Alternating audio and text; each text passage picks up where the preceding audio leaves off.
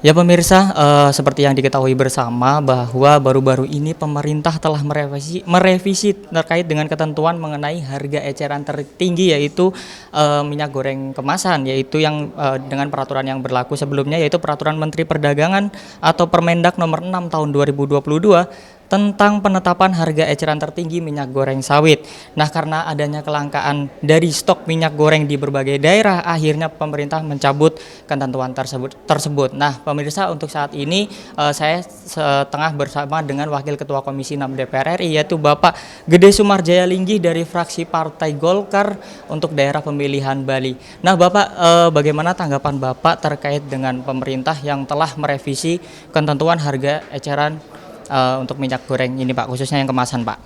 Begini, kita kan tahu bahwa sekarang ini yang namanya minyak goreng tidak hanya dipengaruhi oleh faktor dalam negeri, tapi kita tahu bahwa panen minyak-minyak nabati lain di dunia itu cukup berat karena musim dingin melanda, sehingga akhirnya menyebabkan juga sawit naik. Begitu juga Malaysia, karena buruh-buruhnya dalam pandemi kemarin itu banyak pulang ke Indonesia, tidak bisa bekerja juga, sehingga hasil daripada sawit di dunia di Malaysia itu juga menurun, sehingga akhirnya menyebabkan ini kan masalah supply and demand.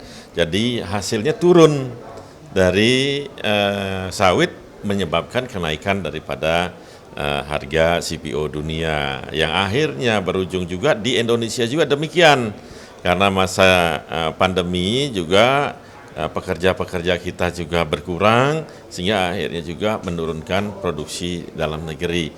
Nah, melihat kondisi itu, harga yang sudah naik di internasional, harga yang sudah naik di dalam negeri, maka saya merasa hari ini tepat kebijakan pemerintah untuk mensubsidi minyak curah. Kenapa minyak curah yang harus disubsidi? Karena memang minyak curah ini yang diperlukan oleh masyarakat. Disinilah yang disebut dengan keadilan yang saya lihat. Karena mensubsidi orang miskin, dan biasanya itu di kelas bawah, orang yang tidak mampu yang memakai minyak curah, sementara orang yang mampu biasa belanjanya ke supermarket gitu.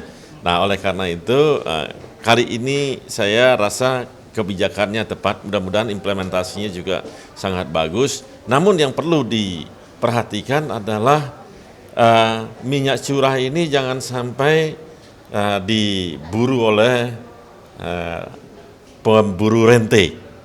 Saya gembira kemarin ada Pak Kapolri juga hadir, mudah-mudahan Pak Kapolri menyikapinya dengan baik, dengan tegas, bahwa minyak curah ini benar-benar tidak dipermainkan oleh pemburu rente di pasar, sehingga benar-benar tepat sasaran, yaitu kepada masyarakat kita yang kurang mampu, terus UKM kita yang kelas rendahan atau kurang mampu, seperti halnya yang jualan gorengan di kampung-kampung, jualan gorengan di pasar, itu adalah UKM kita yang banyak memerlukan minyak goreng, terutamanya minyak goreng curah. Mudah-mudahan terselesaikan. Kalau saya melihat dalam 2 hari ini sudah cukup menggembirakan, karena minyak goreng berada di supermarket, tersedia banyak. Nah, tinggal sekarang minyak curahnya ini mudah-mudahan kita bisa mendistribusikannya dengan baik, dengan pengawasan tentunya oleh Satgas Pangan maupun dari Kementerian Perdagangan dan juga Kapolri dengan jajarannya.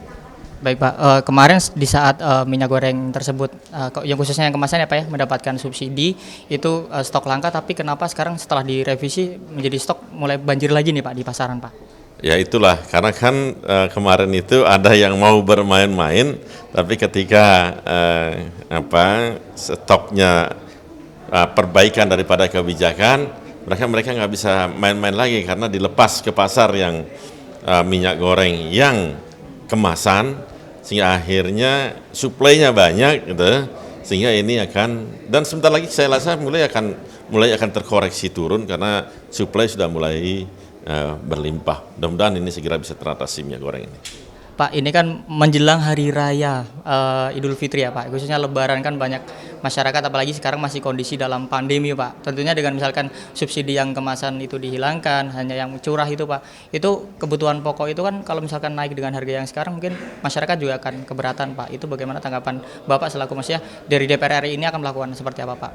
Saya rasa kalau minyaknya sudah diturunkan di subsidi sebesar menjadi 14.000, saya rasa nggak ada masalah. Cuman mungkin nanti yang perlu diingat lagi adalah masalah-masalah yang lain, daging misalnya, karena kebutuhannya akan melonjak. Nah itu nanti kita akan bicarakan juga di kementerian ini, di rapat dengan menteri ini, sehingga kebutuhan-kebutuhan lain, terutamanya nanti mungkin ada hal-hal yang naik seperti halnya kedelai kan naik lagi. Nah, terus mungkin bawang putih ya, dan lain sebagainya. Maka ini perlu kita stabilisasi pangan ini sebenarnya berada di Kementerian Perdagangan. Baik Bapak, terima kasih atas waktunya.